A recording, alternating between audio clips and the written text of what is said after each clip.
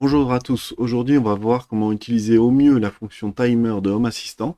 C'est-à-dire dans mes anciennes vidéos, vous avez vu que quand je créais une automatisation, et bah tout simplement j'utilisais la fonction timer installée dans l'automatisation, c'est-à-dire si je rebootais Home Assistant, j'avais une lumière allumée pendant 3 minutes, et bah elle s'éteignait pas. Aujourd'hui on va voir que même après un reboot de Home Assistant, et bah on va pouvoir éteindre automatiquement la lumière. En attendant, n'hésitez pas à liker, vous abonner et appuyer sur la petite cloche pour suivre l'ensemble de mes vidéos. Donc là, vous voyez clairement un exemple d'automatisation où je faisais une erreur, c'est-à-dire activer la lumière de la baie vitrée, attendre pendant 30 secondes et désactiver la baie vitrée. C'est-à-dire pendant ce laps de temps de 30 secondes, si j'avais Home Assistant qui rebootait, la lumière restait allumée. On va voir comment corriger ça tout de suite. Donc pour se créer une entité timer, nous allons tout simplement dans Paramètres, ensuite Appareil et services, vous allez dans Entrée.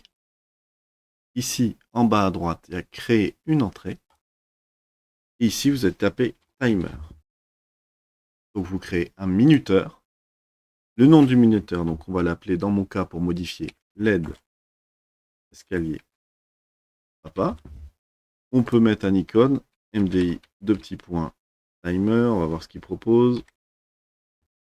Voilà. On peut même mettre 10 secondes, 3 secondes, etc. Là, on va lui dire bah, je vais attendre 45 secondes.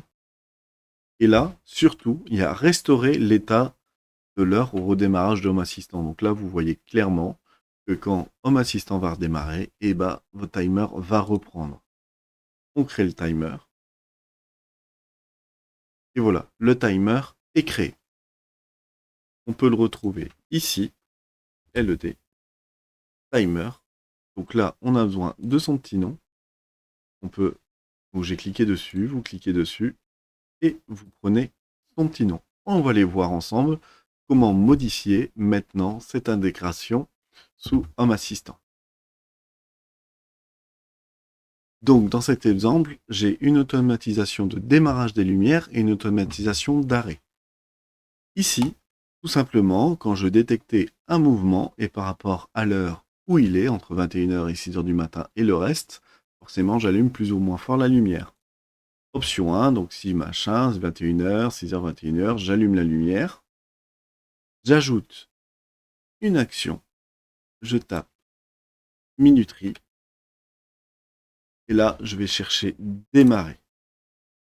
La cible, ajouter une cible, là on retrouve LED escalier papa. Là on démarre, et je fais pareil pour la deuxième condition.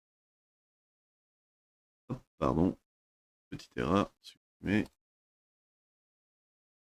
Hop là, voilà. Lumière allumée, ajouter une action.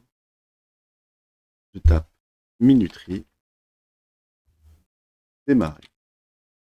Et là, je vais chercher une cible, LED escalier papa. Donc là, je déclenche bien mon timer quand on passe devant le détecteur. J'enregistre bien et ensuite, on va aller voir comment arrêter les lumières quand le timer est fini. Donc pour créer un événement d'arrêt, il y a deux méthodes, soit par le YAML, parce que vous n'avez pas le choix pour une manière un peu plus propre, soit passer par l'interface graphique. Donc on va voir ça ensemble pour le YAML en premier, donc l'extinction.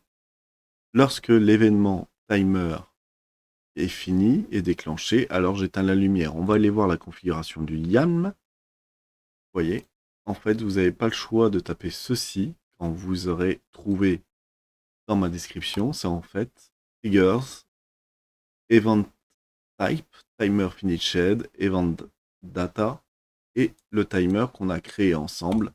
Là, vous n'avez pas le choix. Pour le moment, vous ne le retrouvez pas encore dans la liste. Il y a une fonction plus rapide, plus soft pour vous, qu'on reste en interface graphique ensemble.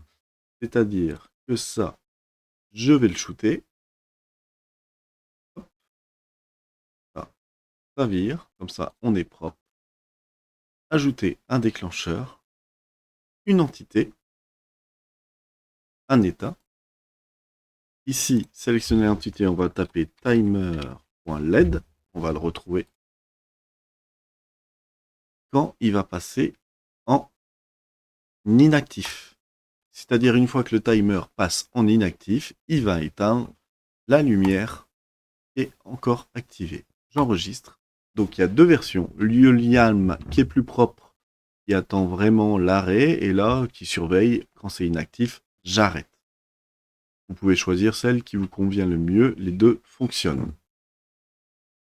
Donc voilà pour cette vidéo, je vous invite surtout à le faire assez rapidement, surtout si vous démarrez sur Home Assistant. Pourquoi? Parce que quand vous aurez fait 15-20 automatisations avec les tempos et vous pourrez tout reprendre pour que tout soit carré, parce que forcément vous aurez vu qu'il y aura des petits soucis au redémarrage de Home Assistant, rééteindre les lumières et tout ça pour tout se remettre en ordre. Je lui dis bon, je le fais. Le problème c'est que vous allez tout refaire. En attendant, s'il y a des soucis, des questions ou autres, n'hésitez pas à les mettre en commentaire, mais aussi à liker, vous abonner et suivre la chaîne.